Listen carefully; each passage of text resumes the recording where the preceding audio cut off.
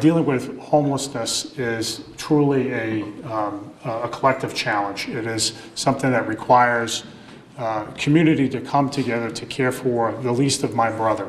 Government alone can't do the job. It requires everybody to pitch in small ways and big ways, but to do it all together in very personal ways, because homelessness, as complex of an issue as it is, or sets of issues, and as complex as the populations are, and I mean in the plural, populations, it is, at the end of the day, a very personal problem. Getting people off the street, getting them back on track requires a personal touch. It requires relentless determination, and it's a problem that's been with us for a long time, will continue to be with us, but we succeed every time we're able to get somebody back in, whether it's just putting a roof over their heads, or especially getting them back on a life track that will lead to success and fulfillment. My name is Arlene Magny. I'm the Director of Catholic Social Services, as well as the Director of Community Action for Better Housing. And those are the two agencies that came together to develop what we now proudly call the Sister Rose House.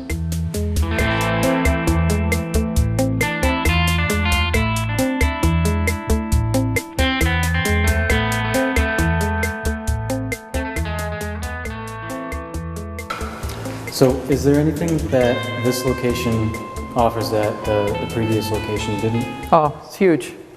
It's, number one, it's much more appropriate in terms of the setting. It's, you know, there's no gang, there's no 5 people ganged in rows and whatever. Just the facilities alone, the bathroom facilities, it's just a tremendous improvement to what we had before. The overall facility of the kitchen, which really, for all intents and purposes, probably should have been condemned, is, you know, as you can see, is just quite remarkable. And then you add the component of the Learning Center, which is something that we've never been able to do, and I think that's quite exciting to be able to, you know, take this another step, which is not only when we house them, when we provide services and case management to them, but we're also going to be able to teach and get them ready for the job market. So yes, huge.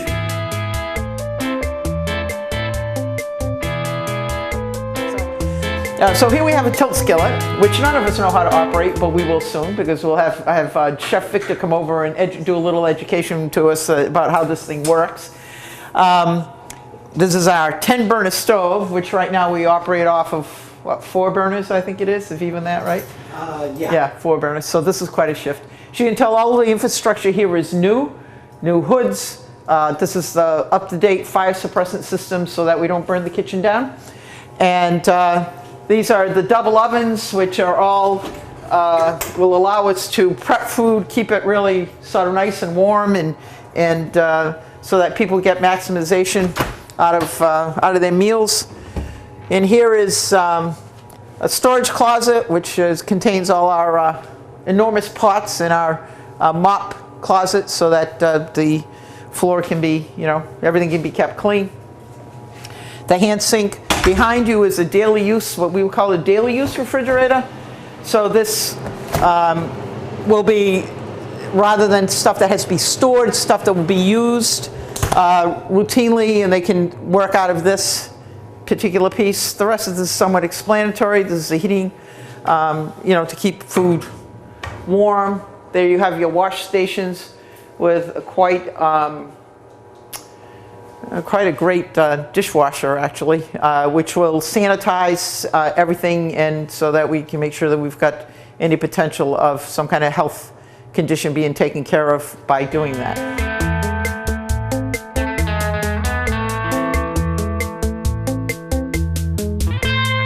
The idea here is that this will also be a learning lab, so it will help folks learn how you do certain kinds of tasks, the guests in particular, and also to have some kind of food certification program.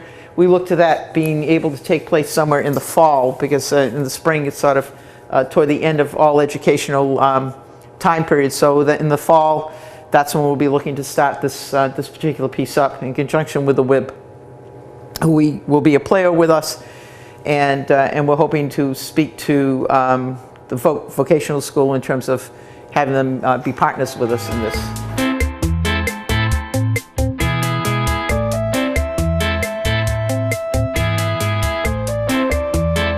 had many people through the years who have wound up getting food certified and worked in various restaurants in town. And so we think that that's a valuable thing to continue, but we like to take it another step to teach them how to be sous chef people, and how to be a wait staff person, and how to do the busboy thing right, and that kind of stuff.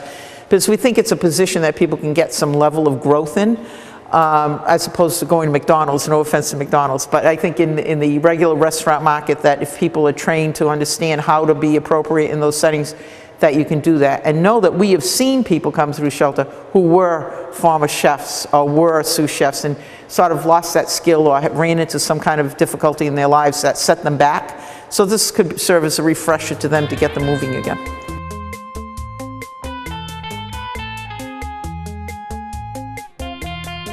This is, we call this the Learning Center. It's a multi-purpose room. It will serve, as you can see, the tables are all up. There's a seating in here right now for 80. It will serve as the dining area at noontime for folks from the community that come in to use the kitchen, because this kitchen is replacing the one that's at Pilgrim Church. It will come here.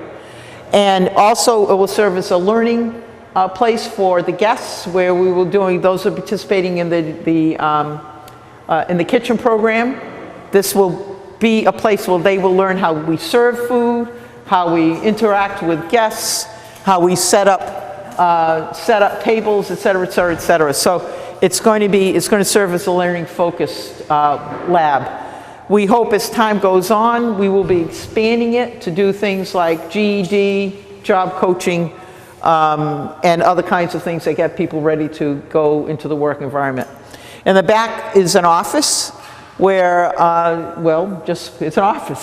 So it'll be used by the various folks that are helping us at this particular part of the house, meaning the Learning Center part of the house. It also will serve in the evening when this closes down, like at 4 o'clock, and we're getting ready to serve the guests their meals. That will take place here. And also be a place, you can see there's a TV up on the wall where they can watch some TV and do other kinds of activities that most people would do after dinner.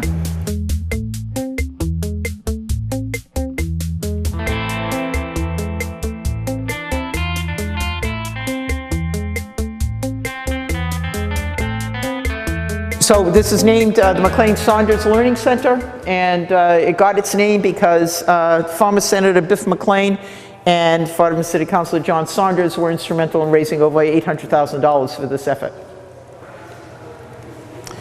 If we will go, this building is also handicapped accessible. You have the elevator is in the back of the room. It goes between the two floors, so it allows the guests to come in the front door. They can come downstairs to participate in this activity, or they go upstairs to, if that's where they're living. There are 2 bathrooms down here. There's male and female.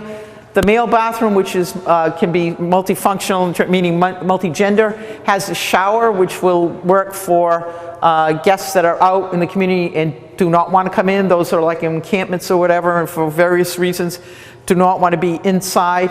But they can take a shower and they can use that facility when they're in here to get cleaned up and the rest of the stuff. In the next room here, we have our walk-in freezer and refrigerators. As you can imagine, it takes a fair amount of food to feed these groups. So we've So this is the freezer. It's very cold. The racks will be coming in hopefully next week, and its sister is the refrigerating unit, which is the same deal. They're rather deep, but the racks will be coming in for this next week as well. These are storage closets. And this is for us to be, they've got to finish painting it, but this is obviously just a storage of food, extra food that will be coming in. Up the stairs? Yeah. Up the stairs. These are what you can tell. These are our bathrooms. It has a multi-function use, so between the stools, the urinals, and the stools themselves, the sinks, you can get quite a few people to move through this. In here, I don't know why, oh, there we go. I don't know why those lights didn't go on. All the lights here are, they're sensed to move when you come into a room. So these are the showers, a handicap shower. These are regular showers. It's interesting, they're all timed and they're heat monitored so that no one can burn themselves. They turn these on, they shut off automatically, just as the lights. It's a fairly efficient, energy efficient building. Everything in here is energy efficient. It's quite beautiful. This is a laundry area. We do sheets every day so that we have to have fairly substantial machines to manage this, because sheets and towels are done pretty much every day. So that's the area. In here we have 3 rooms that are set up like this. There are 3 rooms where there will be 4 people in the rooms. So this is one of the larger ones. Each guest has their own locker. They will be given locks for the lockers so that they are the ones that have the access to them. If you go in here, this is the second of what we call the multi-guests. There's another 4. This is what a single room looks like, right here. Quite nice. And this is a double. So you notice that these rooms, they have multi-outlets all over the place, and there's part of this is an incentive piece. Where you have the multis living, they're not going to be able to keep their cell phones with them at night because they have to share the space with other guests. So as a result, we don't want it to be disruptive to people. But once they move to the single rooms, they will be able to keep them, and provided they're not disruptive again to the guests by having the phone ringing all hours of the night and things like that. But we're trying to make it as, I guess, as close to reality as we can. So these are the remainder of the single rooms. We have rather large storage closets where we keep sheets and towels, and you can see some of the stuff's in here, more if it's coming over, which allows us to have somewhat easy access to be able to get materials as we need it.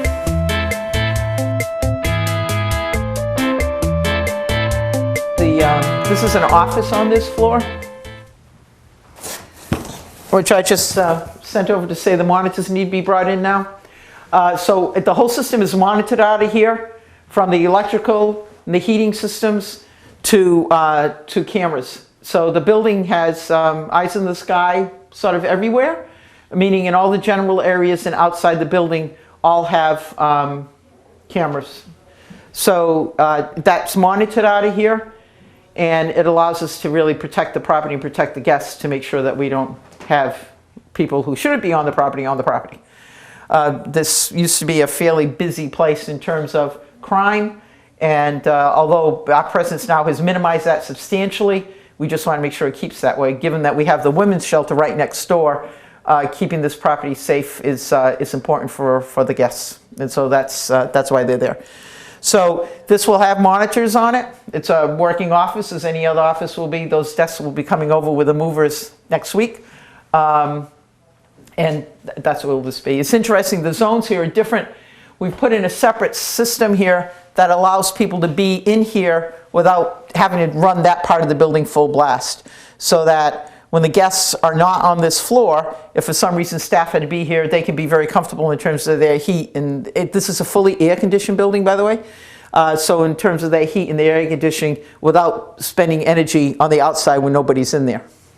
Interesting little feature that we put in here. This is actually a bulletin board that we put in here and painted it to the color of the wall, so that when we have communication that we need with the guests, that we can just sort of tack it up and use it, and vice versa for them. And this is really only to be used for the people that are in this building, not for people that are elsewhere, meaning the people that come in downstairs. It's only for this use here. So this is a remainder of this side. Again, these are all single rooms.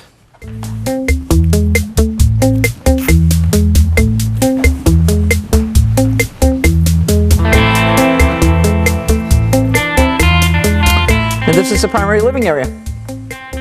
So we can go back down and go down the front stairs, and you can see the main entrance and the courtyard, and we'll give you a run of that. We call this a bird's eye. If you want to go up, I'll show you. It's basically winds up being a storage area for us. There's a window up top, but that's frosted so that there's no overview into the living space itself. But it's primarily all storage area for what we need to keep here, which is lots.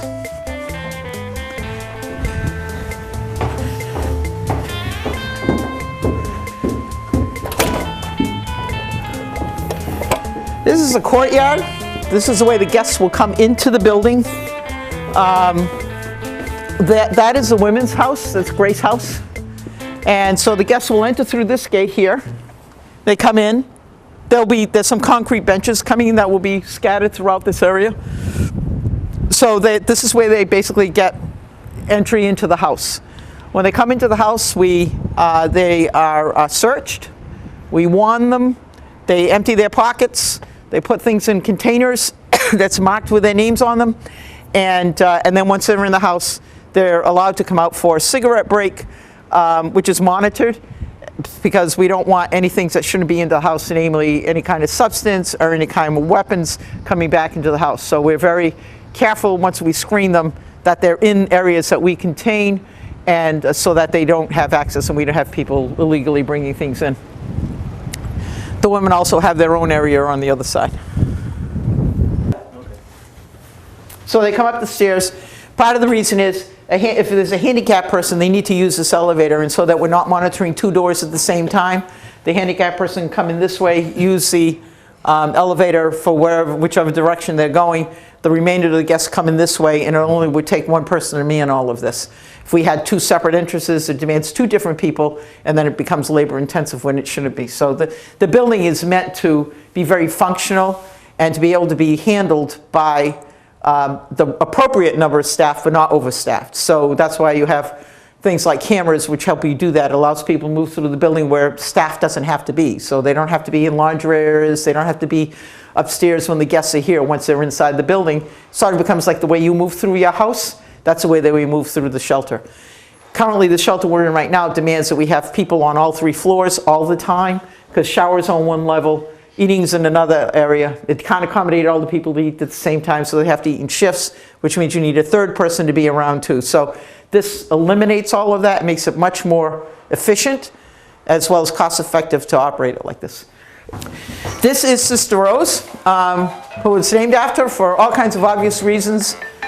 Those of you that aren't familiar with her, and I hard to believe it, nobody is, but she was the founder of Market Ministry that merged with Catholic Social Services back in 2005, and she ran the shelter for 25 years, and we felt that it was more than appropriate to call this the Sister Rose House rather than Market Ministries, and to dedicate it to her. So that is she, that's her picture.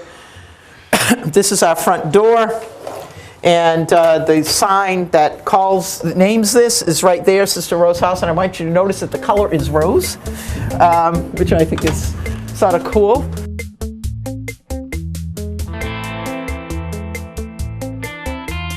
So down we go.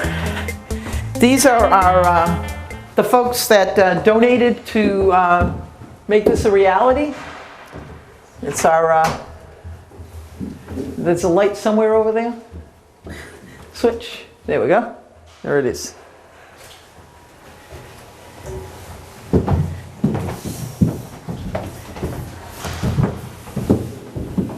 And we're back where we started.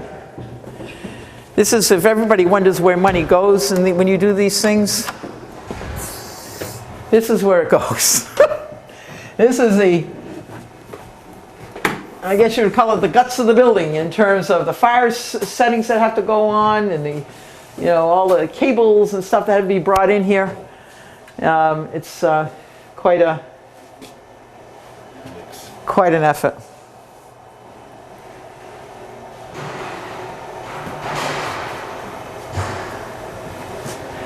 This will be used as the overflow shelter in the winter. So this little area you see here will be the area that will store the cots that are, will be kept here throughout the year, but will be used primarily when weather is inclement. They'll be put in there. And as you can tell, we have obviously a substantial amount of other kinds of space to be able to store things into this part of the building. Movers will be coming in as we're standing here. They're waiting for them to come in. They're bringing in some of the remaining stuff for the kitchen and a few of the other things, and then they'll go back again and head back here on Monday. So we got the occupancy permit yesterday or the day before. It was very late in the day when we got it. And so that finally gave us the opportunity to be able to say, okay, now we're ready to go, because you can't move without an occupancy permit. So they just signed off on it, and will be, my guess is by the middle of next week. As soon as the movers we can get them to move the rest of the certain things we have to come with, which is our medication safe, which is quite large and has to be brought up and put in here, and a few other things.